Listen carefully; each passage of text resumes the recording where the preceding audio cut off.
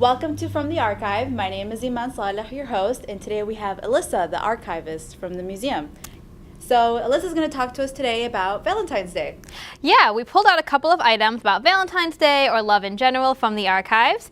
We've got some really cool stuff to talk about today. So let's start with this book. What do we have here? So this is a scrapbook from one of the families that donated. It's got some really cool stuff about their lives throughout about a decade's worth of time. Birth announcements, weddings, photographs, but I also found in here this really cute little Valentine's Day that says, "For Mother, Happy Valentine's Day with all my love." And it's got a little poem, and it's signed Billy, which I think is a really adorable little card to your mom. Very nice handwriting, possibly signed by Dad. And how old was Billy when? I based on the birth announcement in the scrapbook, only a year or two. Oh, so it's signed by a parent. Definitely. Okay, and what about this little card? So the other Valentine we found in the collection, also to a family member, which says, "I'm not kitten, I really want to be your Valentine." Love a good Valentine's pun.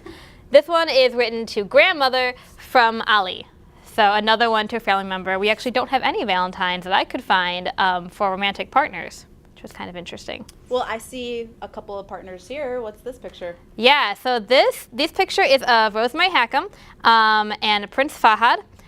We've talked about Rosemary before from the archives a couple times. She was a Lebanese woman who grew up in Detroit and later moved to New York City where she worked for the United Nations. And while she was there, she met through mutual friends this man she knew as Fahad, and then found out that he was actually a Saudi prince, which makes for a really interesting story, which she writes up in her memoirs. Which were never published, but we have the full extent of them in our collection, and they're actually digitized online as well. And she writes about meeting him and then kind of finding out that he was a prince later, and how they loved spending time together. They could both speak Arabic together, and it was a really nice relationship. But ultimately, their differences as an American, as a Saudi, as a Christian, as a Muslim, as a royal, and as a commoner, they really just didn't have a future together. But they did correspond even into their later years. We have a couple letters back and forth from them in the 1990s. And then this here says Junior Chapter of the Syrian Ladies Aid Society. Could you state what this is? Yeah, so the Syrian Ladies Aid Society was founded in the early 20th century in Boston by women of that community, of the Syrian and Lebanese community, who wanted to raise money to send back home to Greater Syria for people in need back there. The junior chapter of the Ladies Aid Society would have been probably the teenage daughters of the adult members. And this booklet is for a dance that they held as a fundraiser, and it was a Valentine's Day themed dance. They have a couple different dances that we have programs for. This is the only one that we have that's Valentine's Day themed, which is kind of cool. And then I see some records, some old vinyl records. Yeah, so our last couple objects here are kind of about some more famous Arab Americans.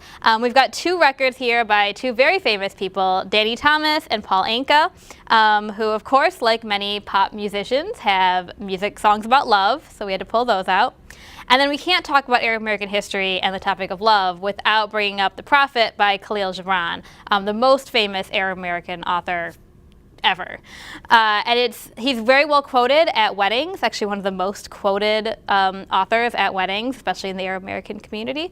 And so I've pulled out one of the really nice quotes on marriage in here that I thought I could read at the end. It says, "Love one another, but make not a bond of love. Let it rather be a moving sea between the shores of your souls.